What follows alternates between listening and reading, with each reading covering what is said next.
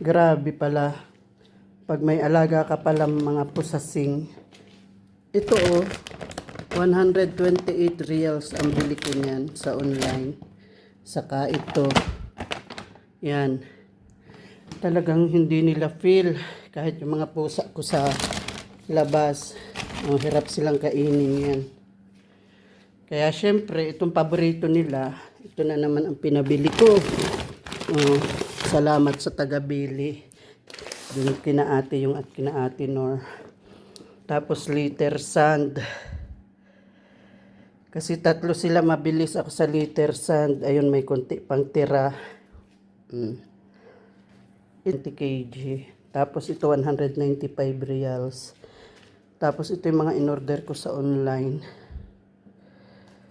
Ewan ko magkano ito.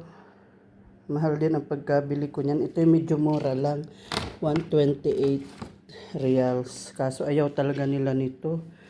Ipagpipilitan mo na, hirap pang ubusin. Ito hindi rin sila masyado. Yun ang kilala nila.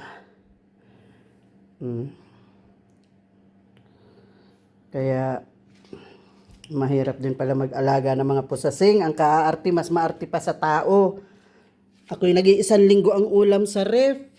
Nakakatagal naman ako. Ito mga ito nag-hunger strike.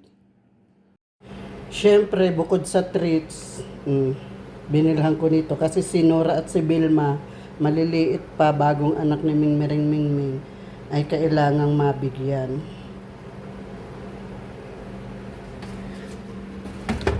Ay, tapos si Jimami nila nagtitipid, binabawas sa allowance. Tapos expired na ang ano, na-expired yung oyster sauce ko. Hindi ko pa naubos. Ewan ko, hindi ako nasasarapan pag nilalagyan ang ano niluluto. O talagang hindi lang ako masarap magluto.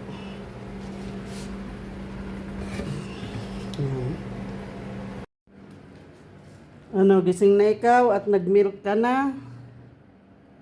Ha? Kapitan?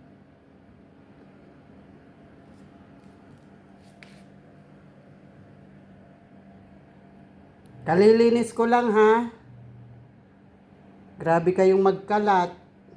Hinihimay-himay ninyo ang mga tissue. Para kayong may katulong. Si Gob laging tulog kasi buntis. Ano Gob, hindi ka pa dyan bumangon. Punta ka na doon. Nagmi-milk na sila.